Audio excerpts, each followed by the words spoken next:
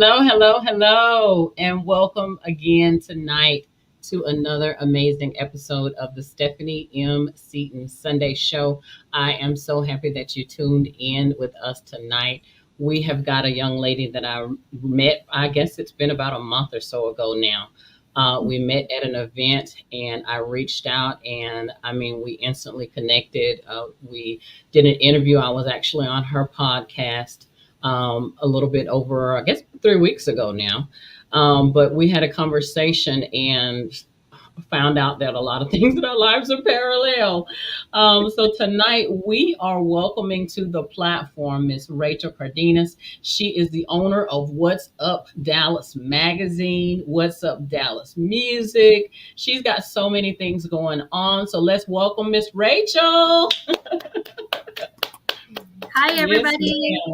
ma'am. Yes, yes. I am so happy to have you here tonight.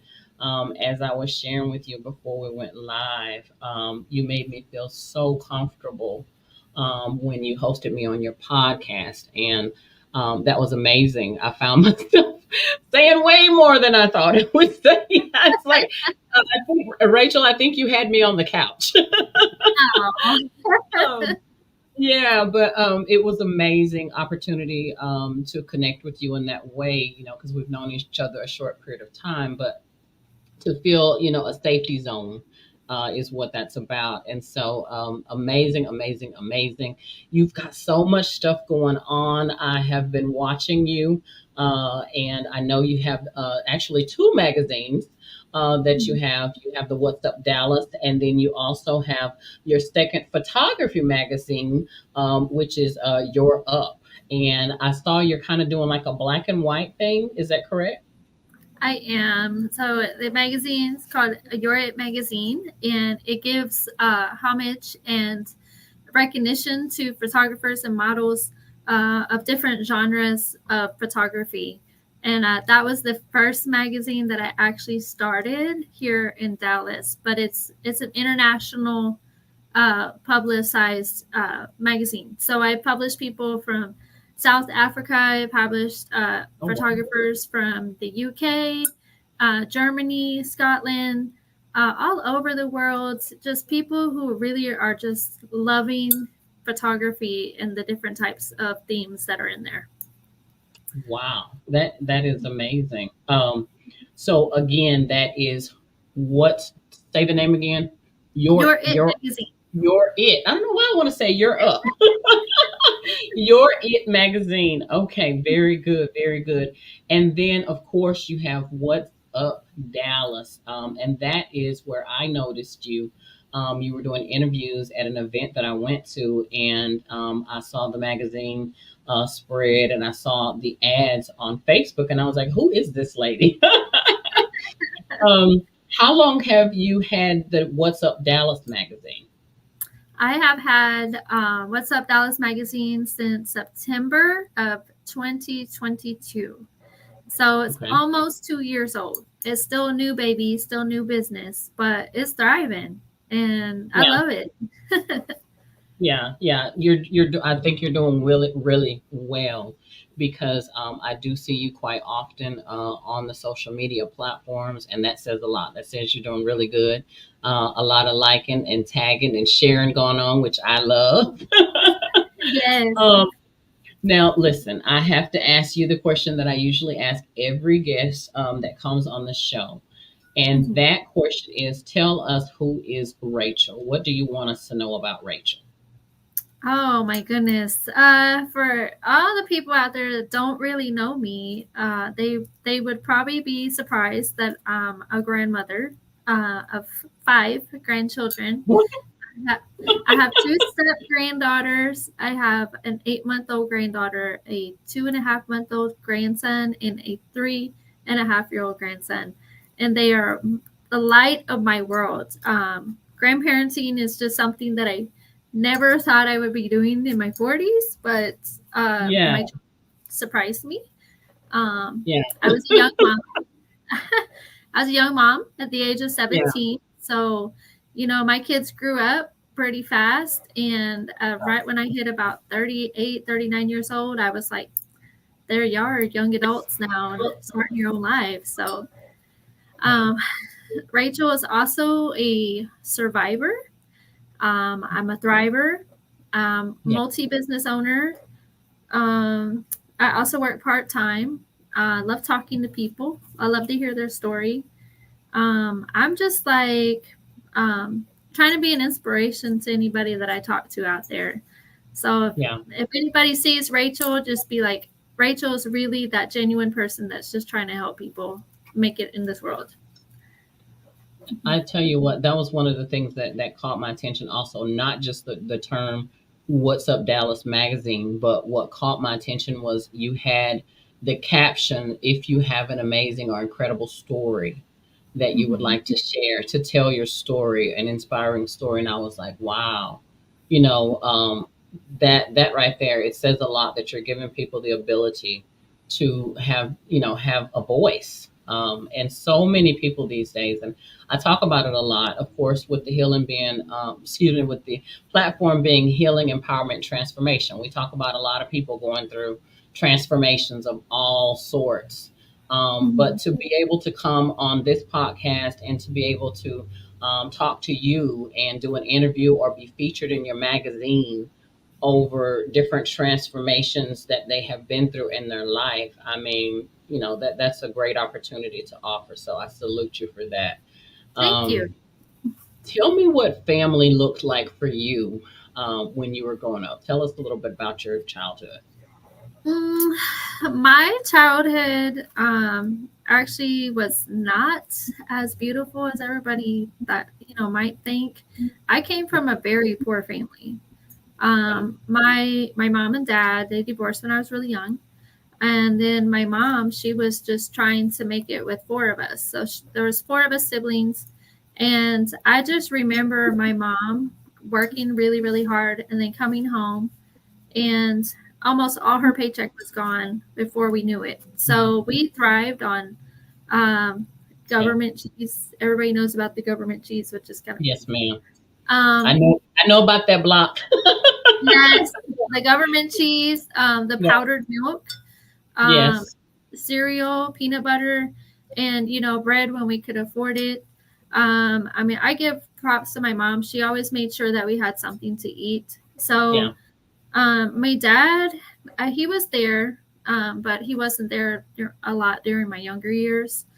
So, life was really rough for us. We didn't have nice things. We used to have holes in our clothes, in our shoes and stuff. And, I'm thankful that when I was about, I want to say like 5 years old, 6 years Okay. old, my mom, she met my stepdad, and they became really good friends.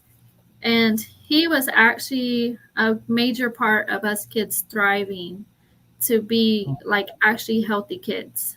Um, Yeah. he told me, he said, when I found you kids and I met your mom, he goes, you were as skinny as a twig. That's what he tells me. That's Oh. Yeah. country folks. They always say that. Yes, but I was like, I didn't remember being that small. But he told me, he said, Yeah. yeah, you kids were definitely on the poverty side of it. And then he took us all in, and my mom, and he was a Terrell police officer at that time. So he Okay. actually got help from the Terrell Police Department to help us, actually have a good life. And Oh wow. ever since then, not really too much struggles after Yeah. that. Yeah. I guess probably just in high school, trying to thrive, trying to fit in. But I think everybody tries to fit in high school. But Yeah. Yeah. I was Yeah. I was the black sheep. I never could fit in. I didn't have a lot of friends. I didn't. My brothers scared off everybody that tried to talk to me. How many brothers? Three brothers. I have two brothers, Two. and when Okay. Okay. when I was going to high school, they were both definitely eyeballing everybody that was trying to talk to me. So yeah, I never dated in high school. Yeah. You didn't have a chance, right? No, no, I didn't. Not till I was Yeah. 16. They were just doing their own thing. So, but Yeah. yeah, that's how life was for me. I learned to appreciate the little things in life because when I didn't have it, it wasn't all given to me. I was just really thankful to have this little plastic box with a little plastic key when I was a small kid. That was my favorite thing. I used to put everything in there, and I was cherished it like it was gold to me. That's So it was sweet. nice. That was, that was a simpler time when it didn't take very much, because we Mhm. did. And I grew up very similar.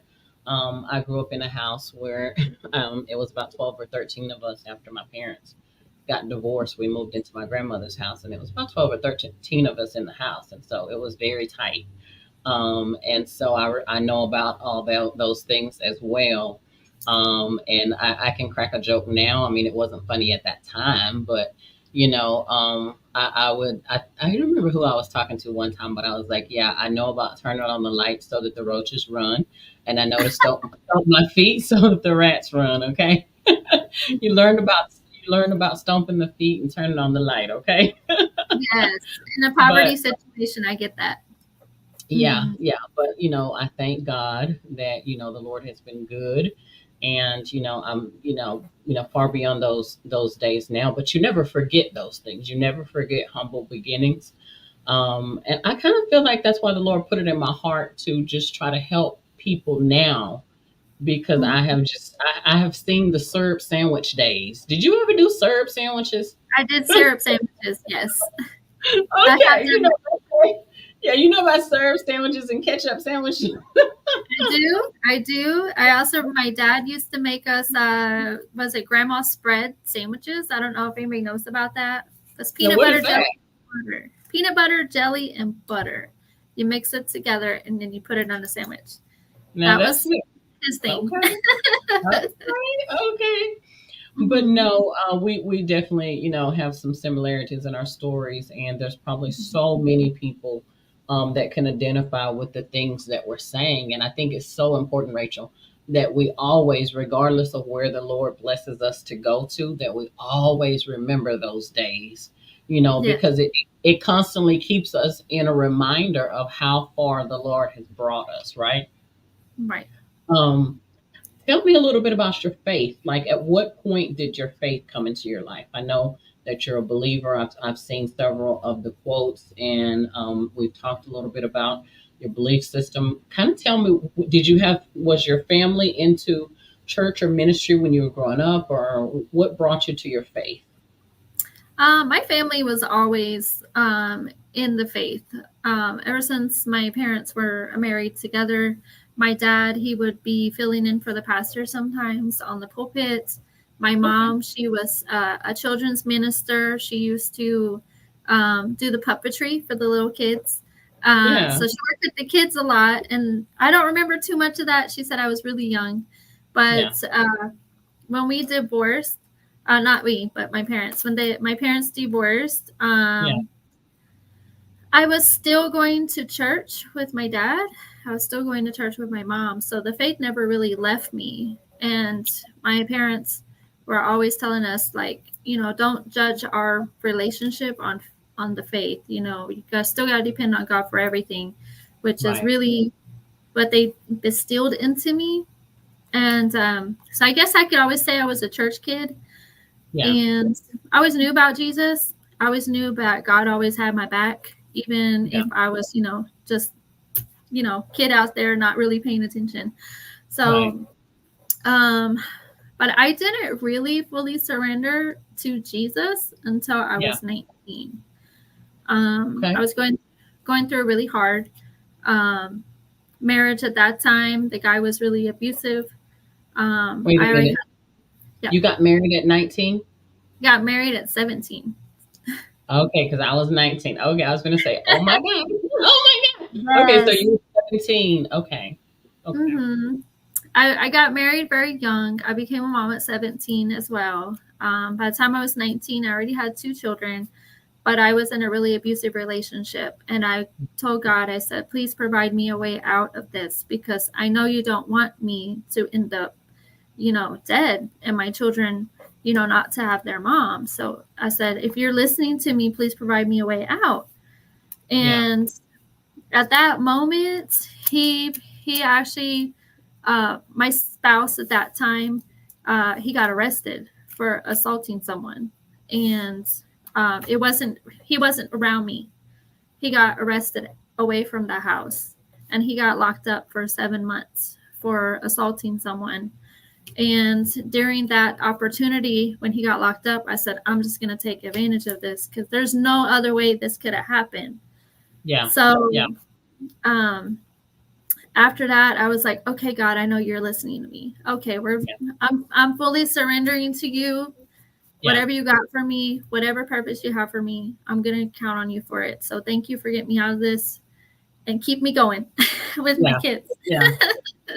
Yeah. Oh, that is beautiful. And that's exactly how he works, Rachel. We pray and we have the faith to believe, and that's the thing. The key thing is having the faith to believe. And I'm sure in your heart, obviously, because he did it for you, you believe that he was going to do something to make it happen for you, and look what he did. I mean, Mm-hmm. wow, that's an inspiration. And I hope that, if there's anyone watching, whether you be a young lady or a young man and you're in an abusive situation, the Lord answers prayers. He definitely moves in supernatural ways, and he answers prayers. We have Candy Usher here. She said black sheep is everything we learn, we don't have to fit in. Yeah, definitely. I've been the black sheep in my family forever as well. I don't know anything else at this point. So I definitely understand that as well. As Mm-hmm. Candy Usher said, that surrender to the purpose. Yes, that is the key word. Yes.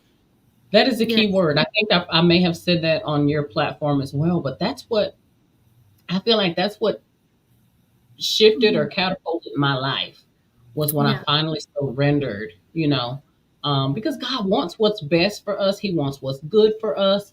But, Rachel, until we realize we can't do it on our own, because something in our crazy thinking makes us think that we have the answers.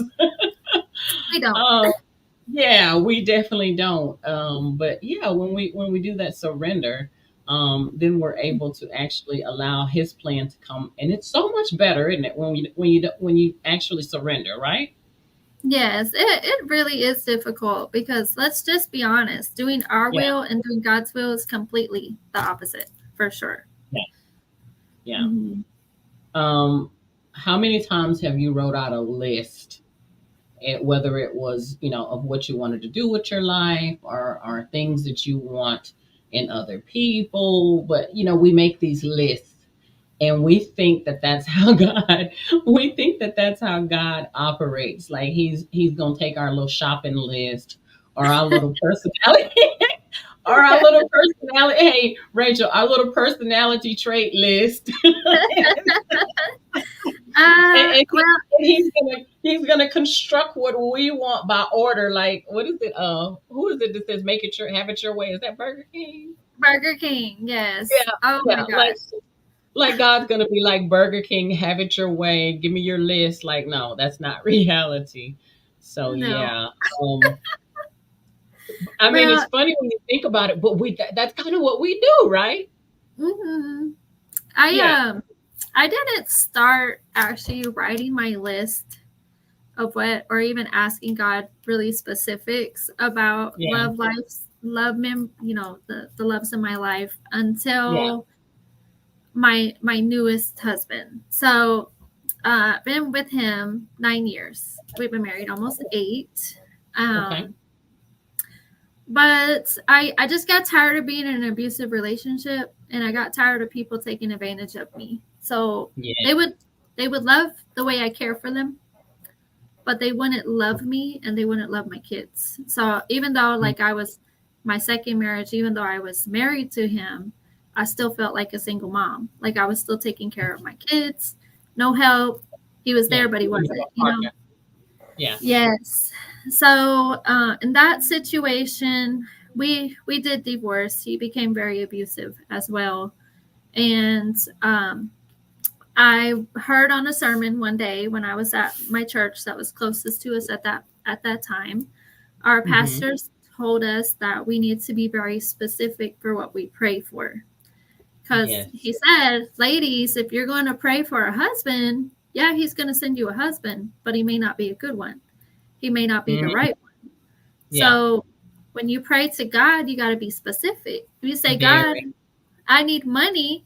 Okay, well, God can give you money, but what do you need it for? What are the specifics? How is He going to give Yeah. it to you? Like, Mhm. So I prayed that God would send me someone that would go to church with me. I never had any spouse of mine go to church with me.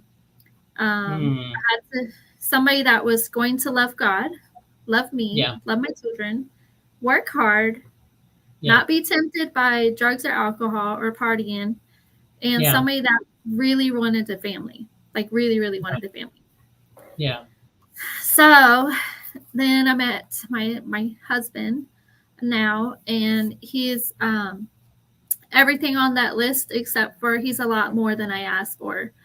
Oh. Because he's Yeah. like some of the things that he does, I'm just like, I didn't ask God for that, but I'm thankful for it. Like he's got a Yeah. passion for helping others. Yeah. Um, he has a passion for the grandkids. Like you ever see him with our grandkids and stuff. Oh my gosh, he's like the biggest kid in the room. Um, yes, Yeah. they're all over him. Like it's just one of those things that I'm just like, I thank you, God, that you really listen to my list. But Yeah. to encourage women out there who are looking for a husband, listen up, ladies, be Yeah. specific, especially Yeah. if you've been in that fight for trying to find love, or the idea of being in love. You have to be Yeah. specific when you talk to God about anything. Work too. Yeah. That is true. Miss Charity Anderson said, being specific is everything." Yes, ma'am. Yes, ma'am. Mhm. And I am praying that the Lord sends me a spouse, and I have a short list, Yeah, but I think that I about this. yeah, the list is just specific things. Loving me, Mhm. loving my children, being a partner in ministry, being, supportive, being, first of all, I think the number one thing for me is him having a relationship with Christ. Because I Mhm. feel like as long as he has a real relationship with Christ, everything else is going to fall in line. You see what I'm saying? That's But it. I do have some specifics, but the biggest one is having a personal relationship with Christ, and Mhm. that means outside of the walls. I'm not talking about somebody to say, "Oh, I go to church on Sundays and Wednesdays." That everybody wants to say that, but that's not what I'm talking about. I'm talking Mhm. about in your house, in your car, on your job, like personal space when nobody's watching. You know, Yes. and so, Yeah. but yeah, Miss Charity said, and he will do just that. Yes, ma'am, Charity. Hey, I'm holding out. I'm holding out. I know that he is coming soon. It's like I can sense it. I Mhm. don't know exactly when, but I can sense it. And then a man that wants to be a father, because my son's father is not active in his life. And so I know that the man that the Lord has for me and for my youngest son has to be a man that wants to be a father, that loves kids, Absolutely. because Isaiah needs that. And so we're just waiting until that moment happens. But we've got Miss LaRonda in the house, so we've got several people tuning in and watching tonight. I love it. I love it. I love it. Um, so listen, we've talked a little bit about What's Up Magazine. We have talked about your It Magazine. Talked a little bit about family, about faith. What is your biggest inspiration, Rachel? What would you say your biggest? For me, I would say my inspiration or my why. I usually say it's my boys. My Mhm. boys are my reason. Like they Mhm. saw me broken. They've seen, especially my oldest son. He's seen me go through the divorces. He's seen me go through the stuff. He never witnessed any type of abuse, Mhm. anything like that. But he saw me go through the stuff. He saw me in the depression state, stuff like that. Right. So for me, it was really important, Rachel, that I get myself together and that I pour back into them, a healed mom, because it, Mhm. it changed my love for them. You Mhm. know, um, I didn't grow up real mushy and touchy and affectionate and stuff like that. Mhm. So I've had to learn to be mushy, to be affectionate, to be touchy feely. I've had to learn to do that. Yeah. And for my oldest, he kind of looks at me like, but for the youngest, he's more open to it. I can't hardly keep him out of my room. He thinks he's supposed to be in my room every day. Okay, Mhm. but my oldest, he'll go along with it. But I think he's just like, oh, mom, like I'm too old for this. That's funny. Um, but what would you say is your inspiration, Miss Rachel? Tell us a little bit about that, what that looks like for you. Oh, my inspiration for life or behind my magazine? Life magazine, whichever one you want to say. Oh, I'll list both of them actually because it's just I have two different journeys that I'm on. So I still have the mom path, and then I have the business path. So Yeah, on the mom path, my inspiration is of course my kids. Everything that I've ever done in my life, as far as not surviving, not thriving, well, yeah, not surviving, but just thriving, right. keep pushing forward.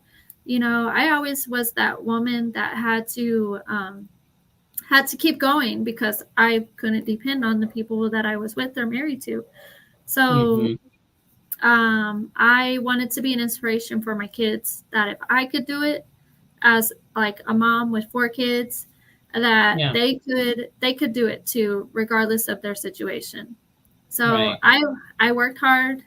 I've been pretty much working two jobs until yeah, since forever. Because I mean, I still have my business here, but I work a part time too.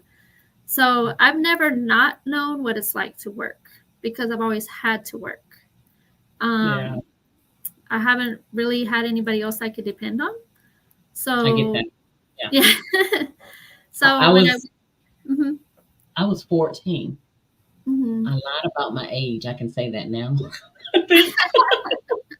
But all my friends had jobs, and I needed to be able to help buy my stuff for drill team because my mom was mhm, a single parent, and so Rachel, I lied about my age to get a job. So I've been working at least one, two jobs right now. I got about four or five of them, but mhm. I'm like you. That's another thing we have a commonality because I've been doing that as well, working multiple jobs as well. Yes, Um, so you've been an entrepreneur all your life, pretty much, pretty much. I a I go have getter. yes, I have always been a go getter. Like I said, I was a mom at 17, so I've been working since I was 16. But when I was 17, I was going to work, I was going to school, and then I was taking care of my baby at home. So Mhm. it's like I didn't have any time to rest. I didn't know what that was like. So I always Yeah. stayed busy. And then when I had two kids, then I was like, okay, I had finished school. I did graduate high school with two kids. And I was working two jobs. So I was working at IHOP and then I was working at Waffle House. And then in between, I was getting sleep. Let me just say something for a minute. Okay, let me repeat what I just heard because hmm I'm like in shock right now. Okay, so you had your first child at 17. Yes, You had a second one. I'm assuming kind of back to back. 19. You finished. You finished high school. You were Yes, working two jobs, and you yes. were in college. I went to college after my fourth child was born. So, But hmm I'm in awe. Let me just say this. I salute you. I need to look at the camera. I salute you, Rachel. Because think about how many women would have stopped with one child at that age. But the fact that the Lord gave you the strength, the courage, and the grace to hmm pick up and to keep going. And I heard you say you were in abusive relationships. So the fact hmm that you still had that burning desire within you to want more for yourself and for your kids. I just want to take this moment to just tell you I am so proud of you. I am so proud of you for doing that, not only for yourself, but thinking about your kids, because I'm sure you had it in your mind that regardless of what I'm going through right now, I've got to do better for the future. So I salute you, lady. I salute you. That is a lot to carry hmm um, at that young of an age. And in reality, it would have been so much easier to quit. Yes. But the fact that you kept going, I want you to. That's a big win for you. And so hmm I just want to let you know we hear you, we see you. That is a big win. I'm very proud of you that you didn't let any of that stop you because as you were naming off the things that you had going, any one of those things by itself Yeah. stop somebody. So Mhm. amazing, amazing. Yeah. Yes. So I had my third baby at 20 years old. So Okay. we'll get more into that journey afterwards. So my third baby at 20, and then I have two angel babies in between my third and my fourth baby. So my youngest child I had at the age of 25, and I actually went to college to pursue a business management degree at the age of 25, and I was pregnant. I was like 6 months pregnant with him, and after I had him, I still continued to do college as well as working and taking care of the other three kids as well. So it was. I just never gave up. But my kids have always been my inspiration for everything. I just wanted Wow. them to know that if I could do it, they could do it, and that mom did something good for herself, to make her kids Do proud. do your kids know? Have you ever sat down and like talked to your kids about your full story? I'm just curious. I have. They didn't really appreciate my story about survival and about my struggle of what it was like raising them and all the Yeah. abuse that I have been through, because they didn't see the actual physical abuse that I was enduring. It was always when they were either asleep or they were away from me or something. They didn't Yeah. see that I was going through it. So I was showing them that mom can still be strong. Mom's still going to make it. Like mom is going to continue to provide for them. They didn't really appreciate it until they had their own children. So Yeah. my three older children are all parents now, and they all have their own babies. So Yeah. That's kind of what we do for those of us who have been in abusive situations and we have children. Candy Usher, she just said, "What we hide from them, we try our best to protect the children, mm-hmm. um, and at the same time not let them know the real deal."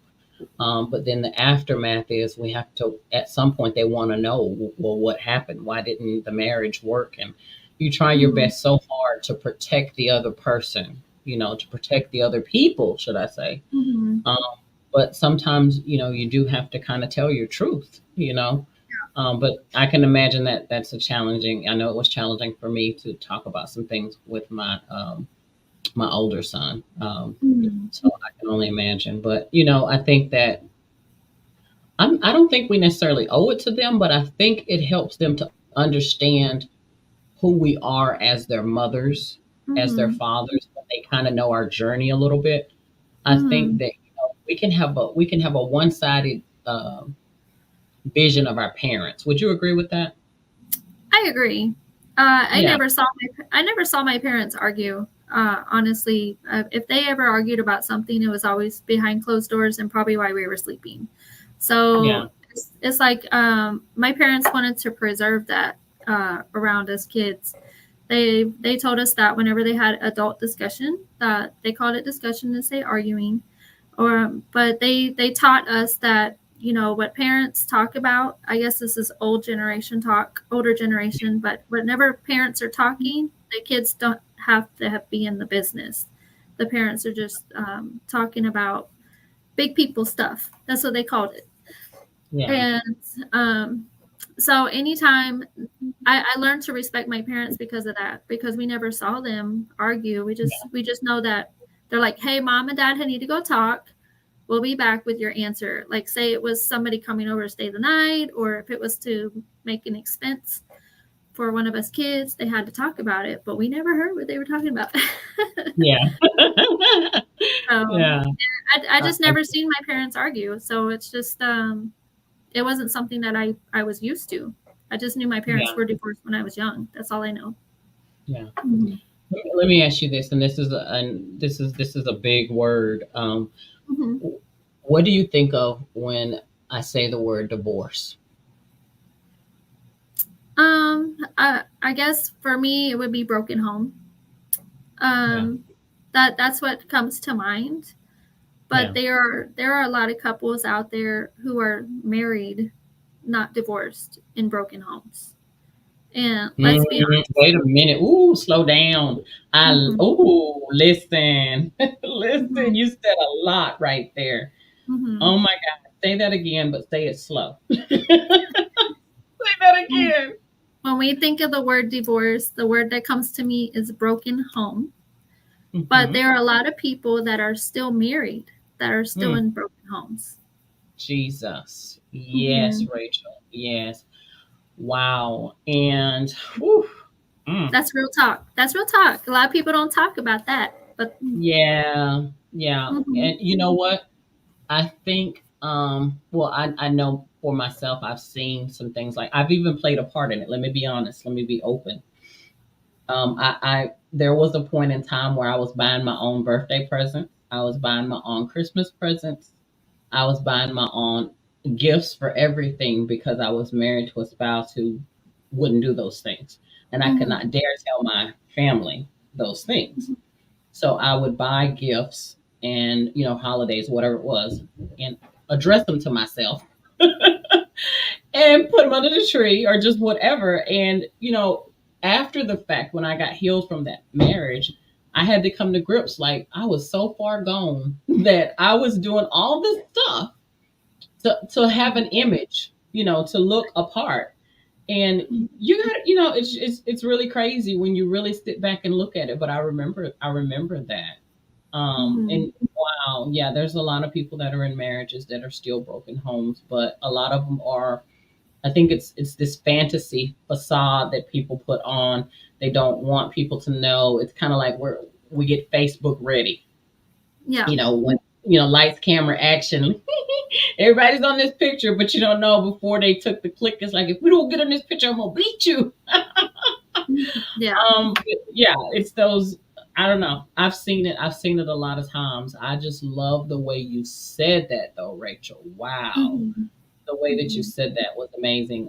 Candy said that's how people associated broken home instead of freedom for the person needing it, an entrance to healing, better mental and emotional health. Yeah, Speak it, Miss because Candy. yeah, because a lot of people, I'm not an advocate for getting divorced. Let me say that. But I do say when it comes to your mental, physical, emotional health, Mhm. you've got to do what you spiritual. You have got to do Mhm. what you've got to do to be able to stay here. And Mhm. if you're in some type of situation that your existence is threatened, but that's kind of why we have to get to a healed version of ourselves, which is kind of what Mhm. we were talking about before. Even though we both started out as single moms and struggling and waiting for the Lord to bless us to these different areas, we have to Mhm. thank God for that healing stage that comes along where you're able to think better and make better choices, right? Yes. Yeah. Yes. And you have been able to do so many different amazing things. What was a turning point for you? Like before you started your magazines, and the Lord blessed you with your marriage. I mean, what was the turning point when all these amazing things started to go in the right direction, started to happen? Can you put your finger on what the turning point was, or was it just overwhelming blessings all at one time? And like, what was it for you, Miss Rachel? For me, the turning point in my life, let's see. My first turning point really when I started like valuing myself, I was Yeah. 32 years old. Okay. I was 32 years old, just coming out of a marriage that yeah, the person that I was married to at that time, he was very abusive and stuff. I had just divorced him. But my Okay. whole time that I was in that marriage, I was trying to put forth an image that he would appreciate. But he never Hmm. appreciated the real me. Yeah. So when I had that divorce finalized, I was like, you know what? It's time that I start learning that I'm beautiful just like I am. I'm Yeah. perfect the way I am. And if he can't accept me for the person that I am, then Yeah. he really doesn't deserve me. And I just got to a point where I was just ready to just love myself, to be Yeah. healed, to learn to appreciate myself and be like, I am a good woman. Like I am created in, God created me. and God doesn't make mistakes.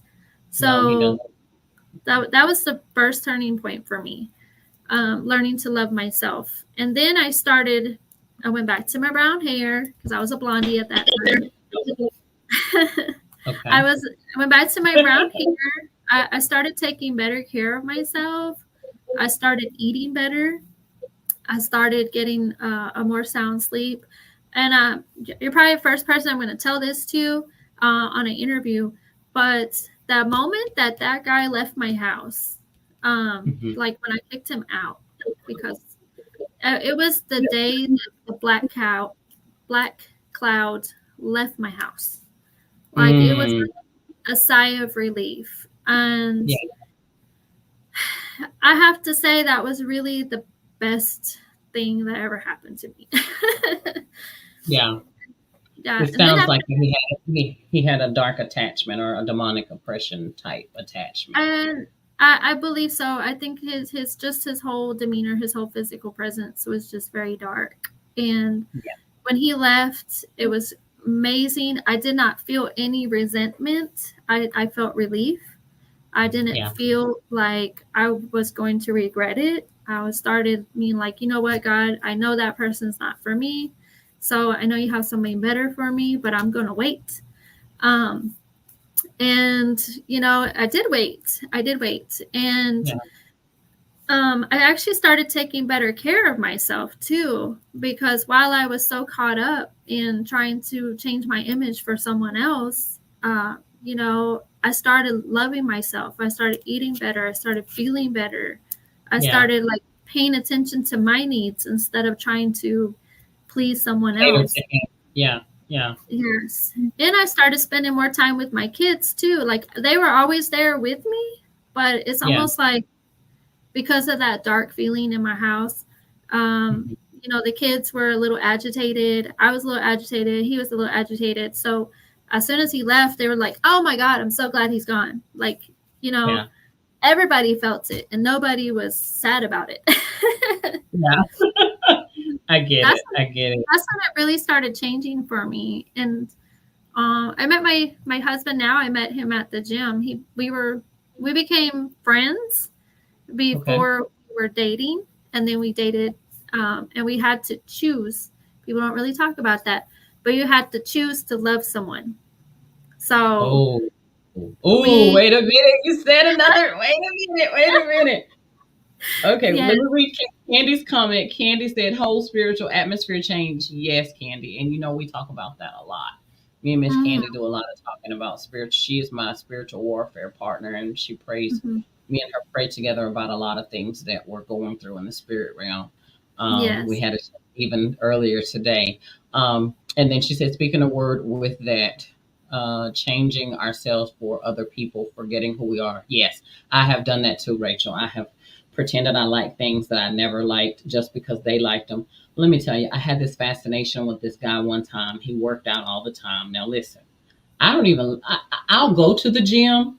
And at one point, I've had several people that I've dated or either were married to who went to gym. Okay. But I am not a gym person, like obsessed with going to the gym. I am not. But during this time, listen, I got down so skinny. I was doing all this gym stuff just to see this person, just to be around this person, just wearing myself out, just wearing myself out. Do you hear me? mm-hmm, And listen, the things we do, right? mm-hmm, But yeah, so I'm laughing. Yeah. So that was your inspirational point.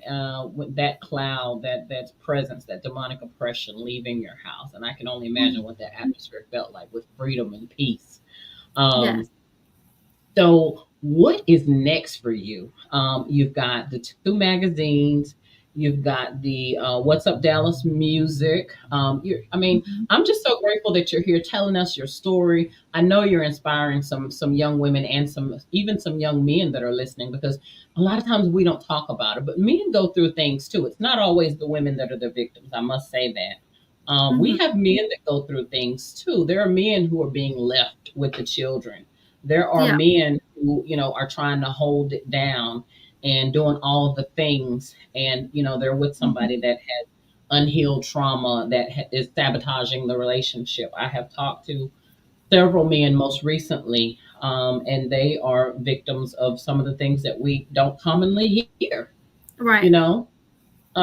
So what are some new things that you have coming up with your platform? Some things that are happy and good, and in your new space with your new husband, in the magazines, and your beautiful smile, and your new haircut. Thank you. Yes. What do Oh you got man, going? this year was a time for me to get back to my true purpose, which was to inspire people with Yeah. everything that I do. So, What's Up Dallas Magazine is transformed into a platform where people can tell their testimonies to help Yes. inspire others. So it's community oriented. I go to events. I do all kinds of social media. If there's like an entrepreneur group that's there, I do their media too. Concerts. I do Christian hip hop concert. Love them. Love them, by the way. Okay. Um, Okay. and I also talk to like really awesome people in the community, and I help bring out like the awareness that these people are actually there to help them. Right. So, as far as What's Up Dallas Magazine, we're going to continue with interviews. I have at least, I want to say 20 people on my roster. So, I'm going to try to release one interview every week instead of doing it like I get a whole year of content. We'll just say that. Yeah. So, 4 pages of guests. The people that are the music artists that I'm going to be interviewing are going to go on my What's Up Dallas Music YouTube channel. Okay. Um, Okay. I feel it's time I separate the two Okay.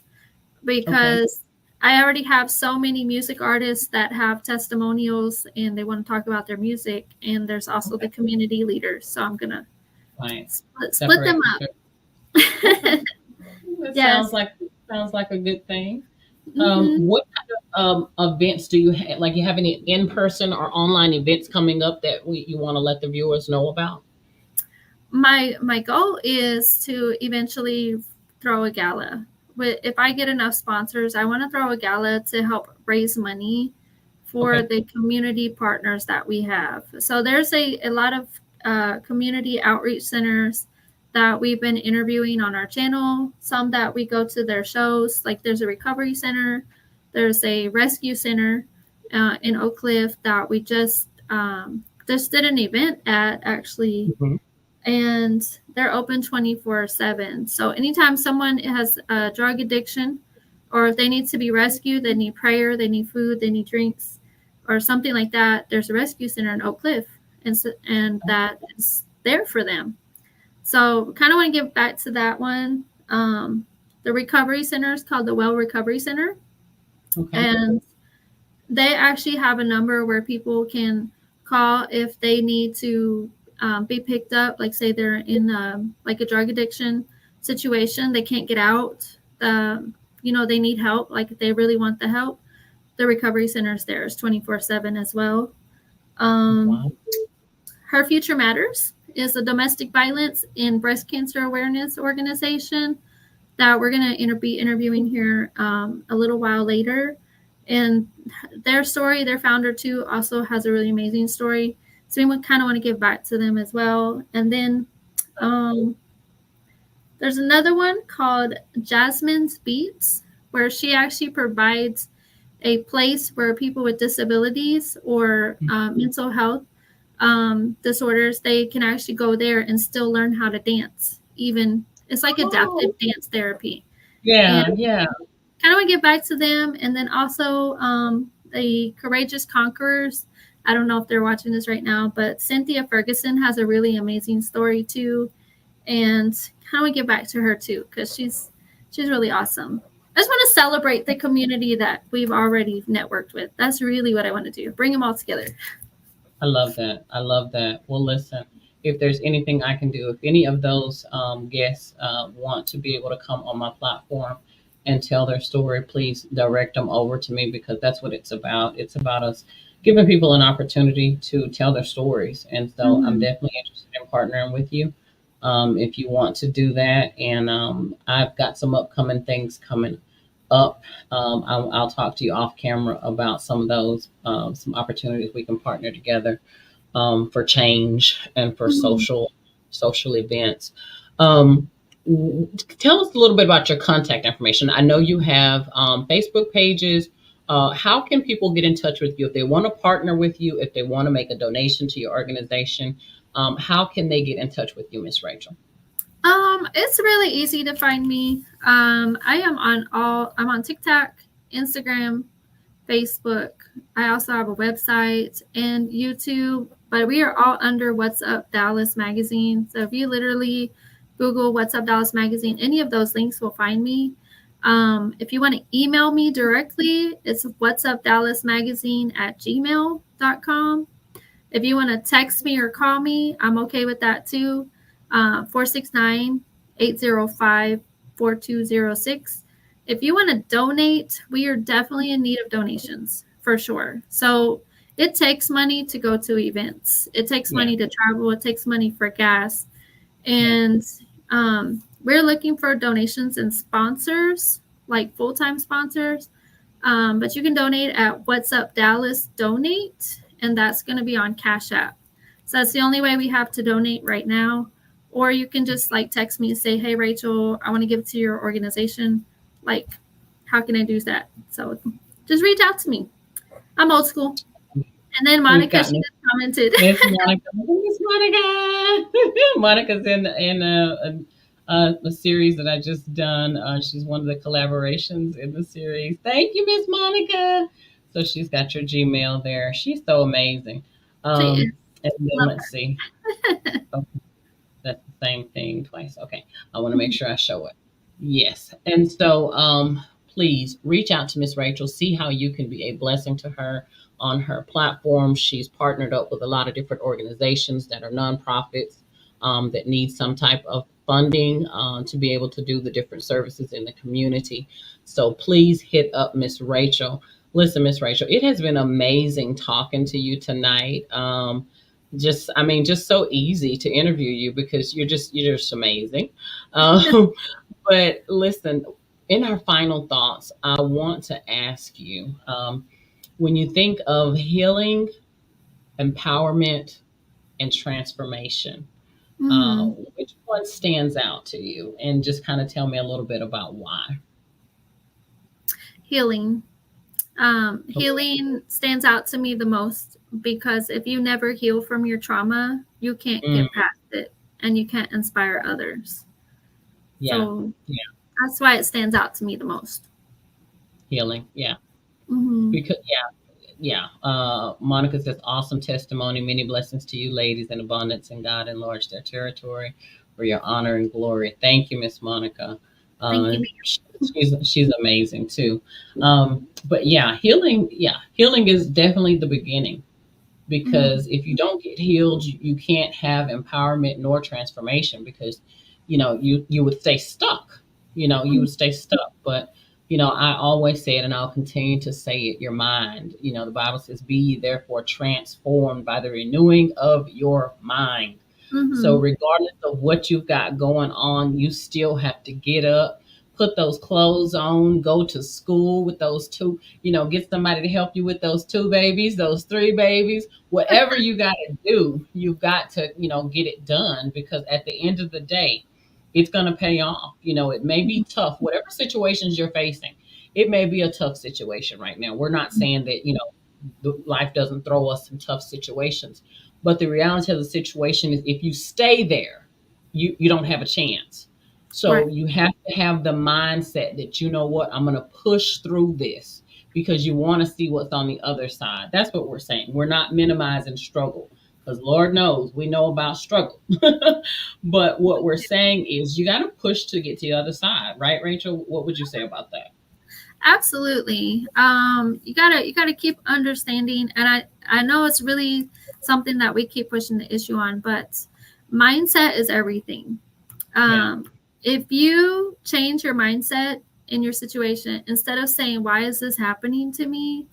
I don't Hmm. understand it. Why, God, why is this happening to me? If you Yeah. change it around and you start understanding that God is building a character for the Woo! Yes. your Yeah. mindset will change a whole lot better, Yeah. because I never really questioned God why I was going through what I was going through. But I Yeah. tell my kids, especially my girls now, I said what I went through when I was younger is so I can help you overcome what you might experience. Or If they maybe there's listen. Yes, if there's a young adult out there, a young kid, a young mom out there that needs some inspiration, I was like, if my story can change somebody's perception and give them hope, even if it's just one person, I'm okay with that, because that means it's worth it. But you have to Yeah. change the mindset. Yeah. I mean, you said pretty much what I feel in my heart as well. Mm-hmm. I don't go around telling my business just to be telling my business. The Lord told me to be transparent. He told me that people needed real stories. They need real testimonies. People Mm-hmm. need to hear that, okay, I see you praising God over here doing all these things now, but what did you get delivered from? We need to talk about that stuff. Where did Mm-hmm. you come from? What did God deliver you from, set you free from? Because people are in bondage, they're struggling from things. And if nobody's bold enough or transparent enough to say, listen, I struggled with alcoholism, with promiscuity, with drugs, with whatever, but the Lord delivered me, then what inspiration, what hope do we have for people? People want to see evidence. Am I right? That's They it. want to hear, they want to, yeah, they want to see evidence, especially in the society that we live in now. You Mm-hmm. can't go to people these days talking to them about a God that they can't see what he's doing. You've got Mm-hmm. to be able to give them some revelation. Tell them what you were addicted to. Tell them how you got changed and you did not do it on your own. We Mm-hmm. have to be able to be more vocal and real. I think the key word is real. Yeah. That's it. Because that is what is going to lead people to the cross when they see the real power of the cross. And so, Yes. listen, you kind of went into my last thing. I was going to ask you what would you say to your younger self, but you kind of already kind of said it. But did you want to add anything to that? What would you say to your younger self? Because you kind of addressed the younger women, but I do. I want to say something. So, if I was to go back and say something to my younger self, I yeah, would tell myself that to not be so hard on myself for finding love. That God's mm, love is perfect and God's love is always there. And mm, even though people may fail me, God will never mm, fail me. And I think that's probably the most important lesson that I've learned in my journey, yeah, that God has always been there, and, to rely on Him a little bit more. Just trust God. Like those two words, trust God. That's, yeah. that's really what I would tell myself. That's Yeah. beautiful. Wow. Hmm. Mm, um. Wow. Yeah, I would say that to myself too. I would say trust him sooner. Hmm. I would say trust him sooner. Because looking for love in all the wrong places gets you in a lot of stuff. It Yeah. gets you in a lot of stuff. But I thank God, and I'm going to close on this note. There's a song by this group called Maverick City, Hmm. and what is it? Oh gosh, just before I said it, um, it doesn't make sense. He says they say um something about before right now. But anyway, in the song they say, I should have lost my mind, but you stepped in right on time. And Hmm. then they say the line that I wouldn't have been mad at you back then if I would have known now what I don't know now back then. And I heard that song last night and I had a whole praise moment. I'm telling you, because Hmm. I have openly confessed about how I was angry with God because he Yeah. let all these things happen to me, Rachel. But when I Hmm. heard that song, and I played that song about 3 or 4 times, and I heard that line, and he said, I would not have been mad at you, God, if I Hmm. had known then what I know right now, because it all makes sense. And he says it in the song that it all makes sense now. All the things that happened that he allowed to happen were part of the plan, were part of the blessing. And I was just like, oh my God. But listen, Mhm. that song right there, and I wish I could think of the name of the song, but I can't think of it. But it's by Maverick City, and they Mhm. sing, and it says, "Things make sense." Right. You know, I'll think of it after the broadcast is over. You know, I'm going to think of it Yeah. after the We're both broadcast. gonna Google it. Yeah, we're going to Google it. If somebody's watching, I wish you could just throw it in the comments because I know everybody knows this song. I'm just, it's so popular right now. Mhm. Um, looking back now or something. Anyway, Miss Rachel, I love you, lady. Thank you so Thank much for you. being here tonight. Stay there for just a minute. I want to talk to you about a couple things. Thank you so much for tuning in tonight to another amazing episode, the Stephanie M. Seaton Sunday Show. We will be back on Thursday night. Thursday night, we will have an amazing author here, Mr. Andre Hooper will be here, and he will be talking about his book series. He has got some amazing things going on. He has created characters, and I'll let him describe it, but he has a whole, I would call it like sci fi line, animation line, and stories are just amazing. And they go all the way back to culture and history. And he's got all of these superheroes.